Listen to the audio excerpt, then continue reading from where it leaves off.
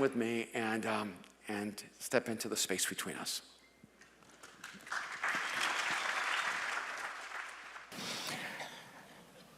When I was a kid, I lived in an imaginary world. Some of it was brokenness and some of it was just creativity. I was an immigrant from El Salvador, and I never knew my real father. I have one vague memory of him, and I'm not sure if it's a memory or something people told me that I thought was a memory. And I didn't know my mom. My mom was just a teenage girl when she was pregnant with me and already had my brother, and she was in a violent, abusive marriage. And so when she was pregnant with me, she had to make some serious decisions. And after my birth, she fled to Miami, Florida, and my grandparents raised me for the first 5 years of my life. And so my grandmom and my granddad were my mom and my dad. And my mom was a stewardess for Pan Am, and I would wave to airplanes, and I knew she was out there, but I didn't know who really she was. And then around the age of 5, she brought us back into her world, and she remarried a man that we came to know as Bill McManus. And it wasn't really his name, it was just an alias because he needed an alias. Because as I mentioned earlier, he was involved in creative underground economies, and so it's helpful when people do not know who you are. So I come from that kind of background. So by the time I was 12 years old, I was in a psychiatric chair, and I was in and out of a hospital, and I have a scar across my stomach where they opened me up to see if there was something wrong with me because I was sick all the time. But there was nothing wrong with my body, it was my soul that was sick. And I had no idea who God was, and I'd heard the name of Jesus, but his name did not have the meaning that brought life into my soul. And so somewhere along the way, I began reading every mythology book in the library. And I began to read writers who were physicists who wrote science fiction, like Robert Heinlein and Andre Norton, and Isaac Asimov and Ray Bradbury. And I found myself loving the worlds they created more than the world that I lived in. And so I convinced myself that I was from another planet. I was maybe 10 years old, and I would run away from home and go out into fields, and I would scream in the middle of the night to the stars, and I would yell out because I didn't have a God to cry out to. So I yelled to this alien species because I thought it was an experiment. They dropped me among these humans to see if our species could integrate with you. But I wanted to let them know that the experiment was not working. And so I would tell them, take me back. We do not fit here with these humans. And so deeply inside of my soul, I convinced myself that whatever humans were, I was not one of them. No wonder I was in a psychiatric chair. But what I discovered over the years is that even though I'd created this mythology of being from another world and being an alien species, and I was an alien actually, I had an alien registration card from El Salvador. So I was from somewhere else. But I've discovered that every human being has a sense of alienation. That every human being feels like they're an alien in this planet. That whether you look really good on the outside or you're the most popular person in school, that if we can get inside of your soul, that you feel as if you're lost and floating in a universe all by yourself. And I think sometimes what happens is that when we become the church, we forget what it's like to be lost in space. We forget what it's like to not know that there's a God who created us in his image, who loves us, who pursues us, who wants us. And we create this internal narrative that people outside of the church are not on a desperate search for God.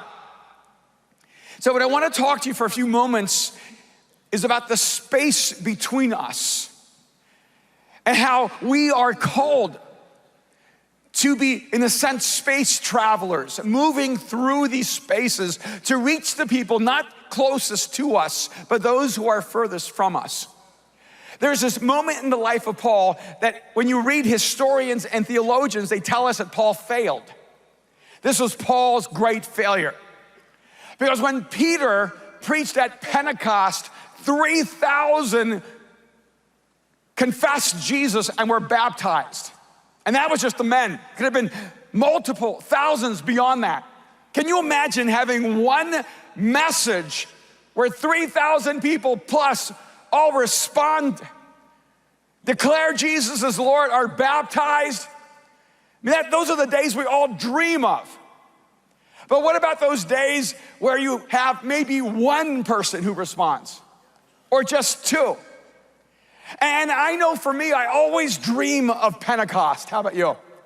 I always want my life to be Pentecost. I want every Sunday to be Pentecost. I want every time we come together to be Pentecost. But the problem is that Pentecost was a moment prepared for generations. See, Pentecost was a moment where all the people of the nation of Israel, all the Jews who had been dispersed across the world, came together to Jerusalem, and they already had the narrative of the Messiah in their souls. They already had the teaching of the law and the prophets. They already knew the words of Isaiah and the promises of one who would come. And so when Peter spoke his message, he was reaping a harvest that he had not sown. And the great danger is that we are so determined to validate our ministries and our lives by reaping that we only go where the harvest is already ripe and do not take the effort nor the responsibility or diligence to plow up the fallow grounds where hearts are hardened and they're not ready for faith. I love this one verse in Acts 17. I'm gonna go with the end and work our way backwards. In verses 32 through 34 in Acts 17, when Paul has gone to the city called Athens and was on this mount called Mars Hill, it tells us when they heard about the resurrection of the dead, some of them sneered. Isn't that a wonderful response? Some of them sneered, but others said, "We want to hear you again on this subject." At that, Paul left the council. Some of the people became followers of Paul and believed. Among them was Dionysius, a member of the Areopagus, also a woman named Damaris, and a number of others. Now, if you pay attention to this moment, you'll realize there's something that's out of place here. The converts' names were Damaris and Dionysius. That's not what they're supposed to be named. See, everyone's name had a certain texture to it. There's Matthew and Mark and Luke and John and Andrew and Nathaniel, and I'm sure there were some Joshuas there and some Abrahams, and there was Joanna, and then there was Martha, and there was Mary and Mary and Mary and Mary, and so they all had expected names, but no one's name was Damaris, and certainly no one's name was Dionysius. Because the name Dionysius is the name of the pagan god for drunkenness. Now, I'm gonna take a huge risk here and say there's no one here named Dionysius. There's probably a lot of Johns here, maybe Martha's, Mary's, who knows? Joshua's, Caleb's, a lot of popular names, biblical names. But Damaris is a biblical name. Dionysius is a biblical name. How come no one has a son and says, "I will name him Dionysius"? After the pagan god of drunkenness, may this be your destiny, my son. The converts to faith didn't match the culture of the faith. And theologians and historians say Paul failed here. And what I would submit to you is that so many times we pretend that we're big farmers, since everyone's in this harvest metaphor. I'm gonna just say this and let it sink wherever it may. I think a lot of times we're acting like we're harvesting a field, but we're just robbing someone else's barn. I think there are times where we get brought into a field and reap a harvest someone else has sown and worked for, and they're so generous they allow us to take some of the harvest home. But if we're going to effectively impact the world, we're gonna need to know how to move out into the desert and begin to pray for rain where there has never been any before. And some of them became followers of Paul. You ever notice no one ever talks about that? In fact, they'll reinterpret it. It doesn't mean followers of Paul. It means followers of Jesus. But I kind of believe the Bible. So I think if it says something, you should just accept what it says. See, I know we wanted to say they became followers of Jesus, but I think that Luke wrote exactly what he meant. They became followers of Paul. See, when you're reaching people who already believe in Jesus, they just skip right past you to believe in Jesus. But when you're talking to people who have never even heard the name of Jesus, who have never truly embraced the possibility of God, they're gonna follow you before they follow the God that you follow. And they became followers of Paul before they became followers of Jesus, because Paul was the only one they knew that had ever met Jesus. And there are people right now, and they're not ready to say yes to God, and they're not ready to say yes to Jesus, but they're ready to say yes to you. They're ready to say, I'm gonna trust you with my life. I'm gonna walk with you. I wanna step into your space and see if you're real. I wanna get to know you and know if the faith inside of you is worth me risking everything to believe myself. They became followers of Paul. So now we'll go back to the beginning, because I want you to see what motivated Paul. Acts 17, verse 16, it says, while Paul was waiting for them in Athens, he was greatly distressed to see that the city is full of idols. Paul does such extraordinary things that I love that here we get to see why he does it, not just what he did. Paul steps into Athens because he was greatly distressed that the city was full of idols. This is what motivated Paul. It wasn't to get fame in the Christian world, because there wasn't one. It wasn't to become a popular speaker in all the other churches, because there weren't any. Paul was distressed that the city was full of idols. I think Paul was burdened because he knew that the one true living God, the only God who is worthy of all of our worship and praise, was not receiving the worship and praise he deserved. But I also think Paul was distressed because he saw people who were crying out to gods who could not help them. Gods who had eyes but could not see, and ears but could not hear, and hands but could not reach out to save. I think Paul was distressed because he realized that people were trying to make it through life without the God who created them to have life. But do you ever read the Bible and it doesn't make any sense at all, but you pretend it does? Because it has to make sense because it's the Bible. See, when it says, while Paul was waiting for them in Athens, he was greatly distressed to see the city was full of idols. And then it says, so he reasoned in the synagogue with both Jews and God-fearing Greeks. And I read that and thought, that's kind of stupid, Paul. If you care about Athens, why did you go to the synagogue? I mean, if you want to reach the city, why would you go to the synagogue? If you want to reach the Greeks, why would you go to the Jews? And then it struck me that there are these spaces that we all travel through. And what most of us do without even realizing it is we naturally move into what I would call a first space. Because in that first space, we feel most at home. See, Paul, he knew the synagogue. He knew the thinking of the Jews and the God-fearing Greeks. And there were a few Greeks in the synagogue, but they had already turned their hearts to becoming Jews. And so even though Paul wanted to reach Athens, he went in the synagogue. But this, I know, even if he was 100% successful in the synagogue, he would still not reach Athens. See, sometimes we say that one thing is our vision, but then our actions betray our visions. We say we want to reach the world for Jesus, but then we make every decision that's all about just reaching Christians for church. And we have to be honest with ourselves. What are we doing? And why? So why did Paul go to this first space? Well, it's because it's where we feel at home.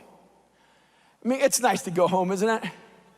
Isn't it nice to be home where you can just take your shoes off and relax and you don't have to worry about anyone. It's just your space. in the States, we have this show called the Today Show. I think you guys have a version of that. And I don't watch the Today Show because it's kind of like a chick show. But my wife, Kim, watches it, and so I watch it vicariously through her. And one day I was walking through, and the host said, in a minute, we're gonna have a relationship expert. And that relationship expert is gonna talk to us about relationships. And I thought, oh, that might be really helpful. I mean, I'm a man, I need all the relationship help I can get. It doesn't come naturally, I need help. So I kind of hung around, got dressed slowly, waited for the commercial to go by, and the relationship expert was a woman. And she began by saying, now ladies, today we're gonna talk about how to attract a man. It's not what I was thinking. I should have left, but I had this thought. How do you attract a man? I don't know, it could come in handy. I'm a learner. And so I stayed, I sat down, and then the relationship expert started saying, now ladies, if you wanna attract a man, what you need to do is subtly begin to mimic his facial mannerisms. Whatever his facial characteristics are, whatever his particular facial mannerisms are, just begin to reflect those mannerisms, and the more he sees his facial mannerisms on your face, the more he'll be attracted to you. And then as you have a conversation, make sure you begin to mimic his body language. Because the more he sees his body language and your body language, the more he'll be attracted to you. And then subtly begin to mimic his hand movements and hand gestures. Because the more the man sees his hand gestures in your hand gestures, the more he'll be attracted to you.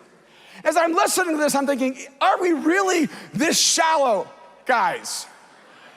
Because what she's actually saying is that we're spending our entire lives looking for ourselves. Because there's only one person we truly love. And so we're looking for the female version of us, and that to me is terrifying. And I'm just gonna say I broke that. I'm a Latino and I'm married to an Irish girl. I got brown eyes, she's got beautiful blue eyes. She didn't look anything like me. I don't wanna wake up 30 years later looking at an older version of me. I want to look at a beautiful version of her. But there's something about us that just really likes people like us. Have you ever met someone that you liked right away? You go, I don't know what it is about her. I just really like her. You go, man, I just love that bro, man. I don't know what it is, man. It's just, you know what it is? He's just like you. When you meet someone just like you like him right away. You go, there's just something about that person I just really enjoy. You just enjoy yourself and you're looking for you everywhere. Have you ever met someone you go, I don't know, I just don't like them? I hope you're not saying that right now. But you know, you ever meet someone, I don't know, he just rubs me the wrong way? It's because he's not like you. See, what happens is that most of us live our lives in the first space. We just want to be around people who are like us, who talk like us and think like us, they move like us, they smell like us, they believe like us. And so we say the church is really this first space, and we just love being in a space with people who are just like us. And one of the great joys of it, it's great, isn't it great just to be around people who believe with you? There's something powerful about being around other people who have faith with you and they cheer with you. In fact, one of the things I know here is that someone can say something here and everyone cheers at the same time. You just know when to cheer. Like if I say, squirrels are awesome. See, it didn't work. You did the best you could. You did the best you could, but you just didn't create a movement. Because squirrels are awesome. It just doesn't move the room. It's not a first space sentence. Right? But if I said something like, Jesus is Lord, then we all know how to cheer. But the problem is we create a first space that's supposed to be a home, but it's not just supposed to be a home for us. We're supposed to be creating a home for all those people who don't have a home. And so the church needs to become a first space that isn't a fortress protecting us from the world, The church needs to be that place called home where everyone who is broken and hurting and desperate and searching and wandering can go, I don't know where I belong in the world, but I know they are calling me home and I'm going there. A year ago on Easter, we did a survey at Mosaic. And I've had so many Christians tell me, I don't know, I don't feel comfortable at Mosaic when I first come. You know why? It's because there's so many people who don't yet know Jesus at Mosaic, that people who do believe in Jesus don't feel comfortable being around so many people who don't believe in Jesus. On Easter, we did a little survey, and I said, how many of you here would say, I'm an atheist, but if God were out there, I'd love for him to find me? On Easter Sunday, we had over 1,000 people who said, I'm an atheist, but if God were out there, I'd love for him to find me. I'm thinking, that's what makes our community so special. Because we decided to start having a conversation with atheists, with Buddhists, with Muslims, with Hindus, and said, hey, you don't have to agree with us to be with us. You don't have to believe to belong. And I would just have open conversations with atheists and say, look, you're really good at science. You're great at math, but you're terrible at community. There's just no really great atheist churches out there. You're gonna die alone. And isn't it a tragedy for you to not believe in God, and because you don't believe in God, you lived your entire life without a place to belong? So we just decided Mosaic is gonna be a place where everyone belongs, whether you believe in God or not. And I would tell them, look, if there's no God, we can't damage you. We can't hurt you, we can't rub off on you, but if there is a God, he could change everything in your life. So why don't you just come on over, have dinner at our house, make yourself at home, and see if God doesn't welcome you in.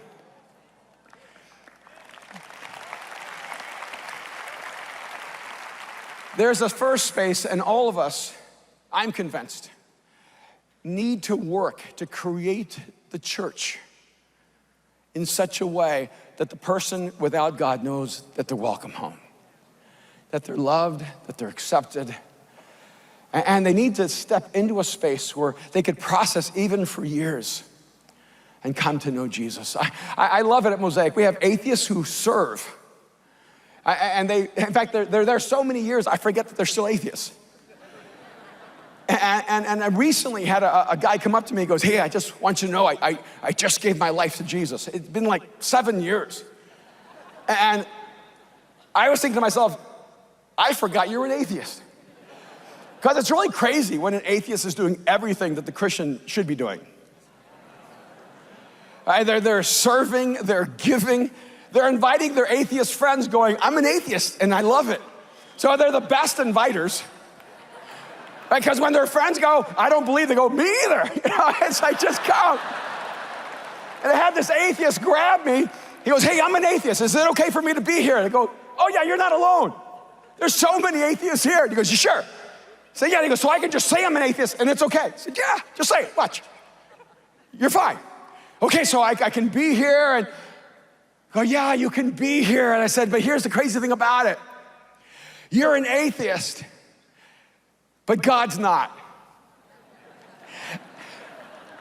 And you don't have to believe in God for God to believe in you. So Paul reasoned in the synagogue with both Jews and God-fearing Greeks, and that's the problem with the people of God in that time. They thought the synagogue was just for the people of God. They didn't realize that God wanted all the people to belong to him. But then it goes on in verse 17. So he reasoned in the synagogue with both Jews and God-fearing Greeks, as well as in the marketplace day by day with those who happen to be there. So the first space is the space that we would know as the church. It's the space we create where the world can come home. And isn't it wonderful that there are churches all over the world that are alive and vibrant? I love the fact that you can walk into a church and be overwhelmed with how beautiful it is. We've just done such a disservice to Jesus by having churches that are so boring and predictable. Because when you walk into the church, there should be life there, and love there, and wonder there, and beauty there. But then he went to the marketplace to speak to those who were there every day. And this is where you work. There's some of you here, you're business people. You're teachers, you're engineers, you're entrepreneurs, you're actors or artists. And you work in the marketplace every single day of your life. And that's the second space. The second space is where we live from Monday to Saturday, because the church isn't supposed to be where we escape the world. The church is where we get prepared to go into the world. For a few years, I worked in the fashion industry and in the film industry, and I wanted to be a fashion designer and a filmmaker, and I loved creating art. And one of the hard things is, because I was a pastor, people wanted me to make like Christian films, and I just wanted to make good films. And I would literally meet with film studios. They go, no, your ideas are too artistic. Your script's too artistic. And they would tell me, Christians just want low-hanging fruit. We don't have to create great works of art. That would frustrate me so much. And so I got a call that said there's an investor who might be interested in investing in one of your films. And I said, does he know anything about me? He goes, no, he doesn't know anything. I thought, this is great. I go, he doesn't know I'm a Christian. He goes, no, not a pastor, no, nothing. And so I went up there, drove into Beverly Hills, 40 acres of his property, went through a couple of gates to get to the roads to get to his house. I was terrified. And I kind of talked to God, and I said, God, I love you, but I'm kind of leaving you here. I'm going in alone, because you keep like messing up my opportunities. And we're sitting down, and this guy goes, you got 45 minutes, because I have a meeting with CAA. He was not warm. And one producer was trying to convince him to work with me, and another producer was trying to convince him to work with me, and finally he looked at me and goes, what do you have to say? I said, well, I'm Latino, so I came bearing gifts. And so I brought all these gifts. I said, my mom said, you either have lunch together or you bring gifts. So we didn't have time to eat, here's some gifts. And he looked through all the stuff I gave him, and he pulled out one short film. And I thought, no, not this one. He goes, tell me about this film. I kept thinking, no, not that one, because that one is about God. And I don't want to talk about God right now, because God has a way of taking over every meeting I'm in. And so I couldn't find a way around it. So I just said, well, it's about how God makes everything new. How there's nothing new under the sun except when God's involved, then everything is new. He goes, well, why is life so mundane? I said, well, because you're trapped inside of the created order, because until you have God, you don't become a part of the creative order. He goes, hey, I'd like to talk to you more about that. And I said, yeah, that'd be fine. He goes, even if we don't make films, I'd like to talk to you about the spiritual stuff. And I said, okay, even if we don't make films. He goes, how about tomorrow? Can you come back tomorrow? And I said, okay. So I came back the next day, because I'm a pastor, I don't have anything to do, so I just show up the next day. And we're walking. He goes, this is when Ben Affleck and all my friends play volleyball. He didn't ask me to play volleyball. And we're walking, he starts telling me about his life and how it's in absolute disarray and it's a wreck. And he goes, do you want to know why I invited you back? And I said, to make a movie? I said, no. It's because when you walked into my house, you had this unexplainable peace. And I've been searching for that peace all my life, and I thought maybe you could help me find it. I thought, there's something about God, if you allow him to be your life, when you go into that second space, into the marketplace, he will be there with you. And what we're supposed to be, we're supposed to be those lights in the darkness. And whether we're teachers or architects or plumbers or engineers or baristas, we are supposed to be the presence of Jesus in the marketplace every day. And I just saw the clock, and I'm just about out of time. So I'm gonna tell you this third space really quickly, in verse 19. After he went to the first space and the second space, it says, then they took him to the meeting of the Areopagus. See, there's this third space that we need to go into if we're going to see Jesus transform our cities. The first space is the space we create, where we invite the world in. The second space is the marketplace, where we go to every single day. But the third space are the worlds that people live in without God. And you can only get there if you earn their trust and respect, and they invite you into their first space. And we as the church need to become the best in the world at everything we do, so that we can earn the right to be in that third space. We need to be the best teachers, the best educators, the best artists, the best writers. We need to be the best architects and the best business people. We need to be the best in the world. So when people talk to us about the quality of our work, we can then, when we're invited into their world, tell them, let me tell you what inspires my life. It is Jesus who has given me life. Paul, he went to a city called Athens, named after the pagan goddess of sexuality. He walked up to a mountain called Mars Hill, named after the pagan god of war and violence. He stepped into a world where there was a man named Dionysus, named after the pagan god of drunkenness, and quoted the writings of the poets giving honor to the pagan god of creation. And in the middle of all of that, he talked to them about the Jesus that they did not know, that they could only call the unknown God. I was invited to this event. It was kind of crazy. 150 people who were part of Burning Man. I don't know if you're familiar with that. And they are these bohemians who go out into the desert and wilderness and have kind of their own esoteric experiences. And this designer who designed the jewelry I'm wearing said, I want you to come to our experience out in the desert. There's only 150 of us. And there's no seminars, but we will have endless conversations about spirituality. So I paid all this money to go. I took one of my buds, Emerson, with me. We drove out to the middle of nowhere. And the moment I got there, they're hugging me, saying, welcome. And they knew who I was, and my friend Mayor, who's an Israelite, who does not believe in the God of the scriptures or of Jesus yet.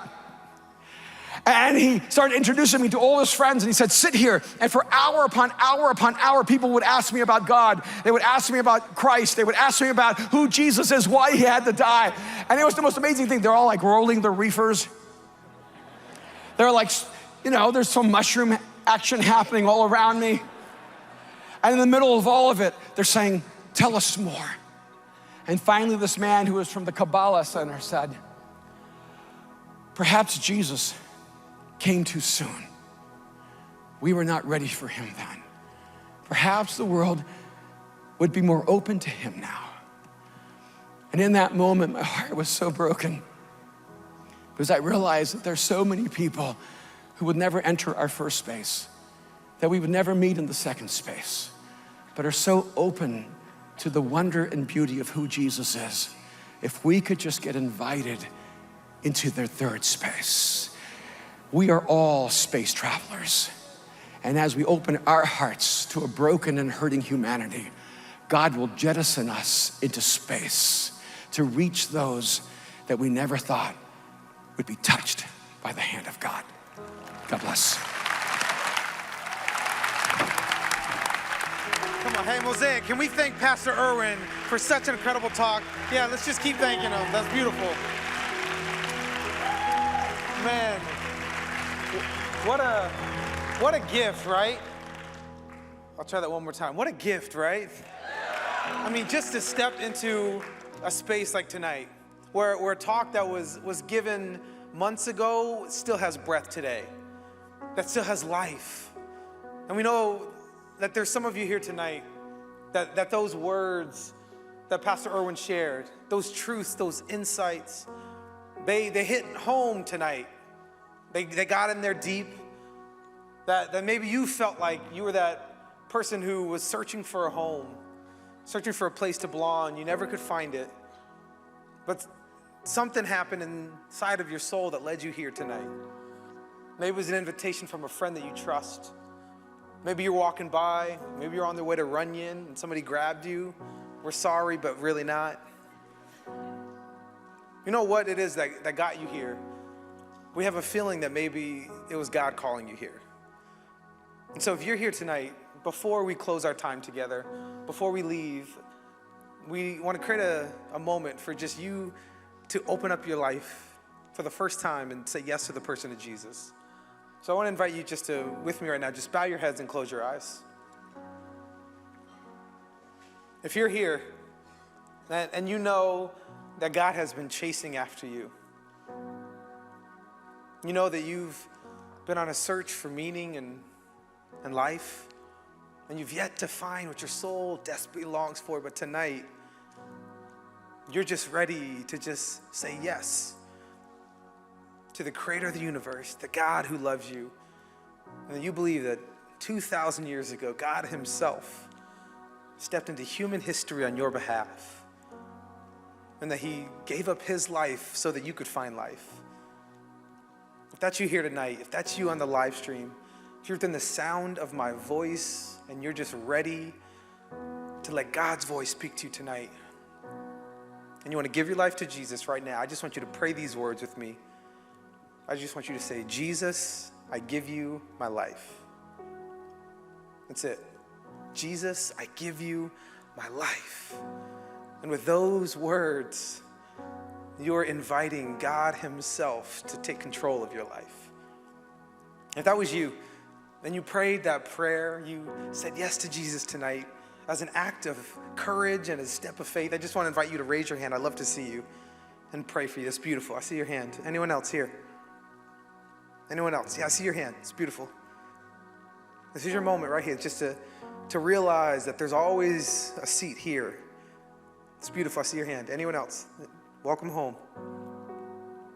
If your hand is held high, I just want to pray over you right now. God, I thank you for the hands that are raised in this room and the hands that are raised on the live stream.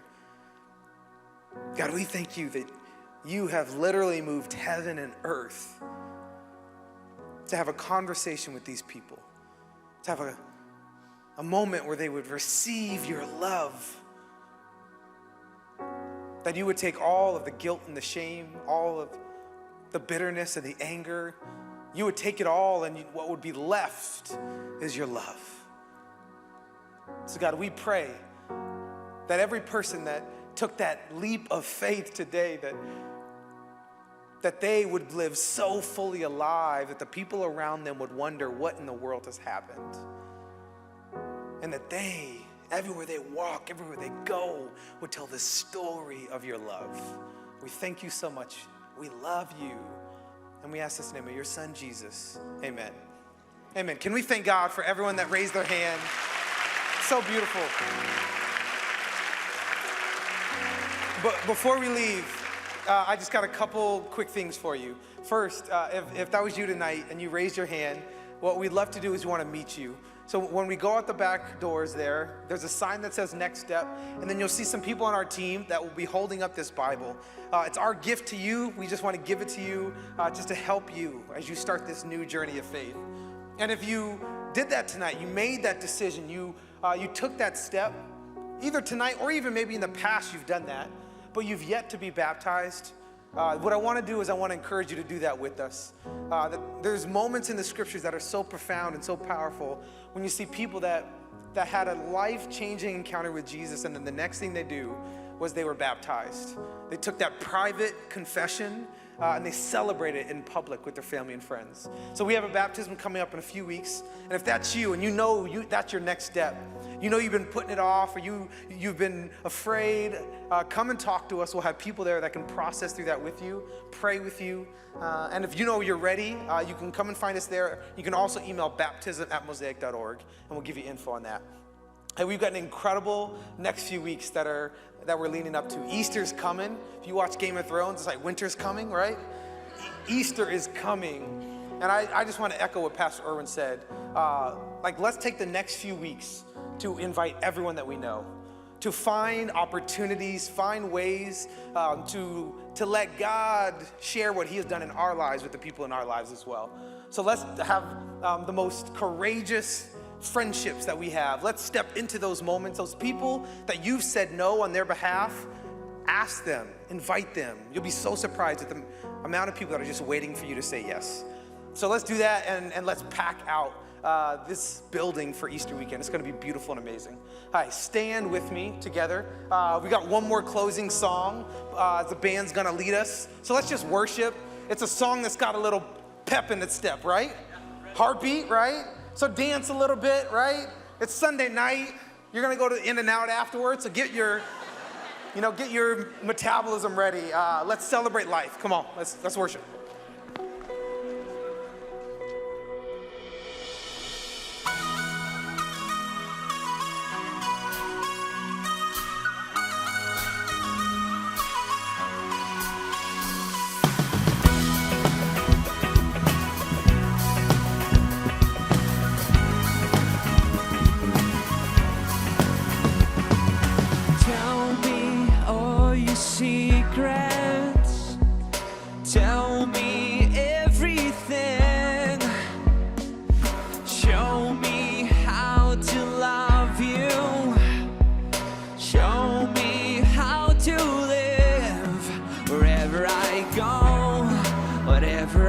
lose. All I want is to be with you. I wanna know your heartbeat, heartbeat. Show me how your heart beats, heart beats. The rhythm of your love is for me. I wanna know your heartbeat.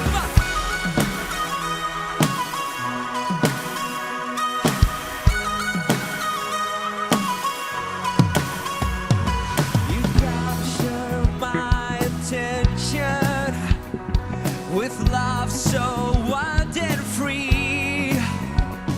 You light my soul on fire, and I'm burning with your dreams.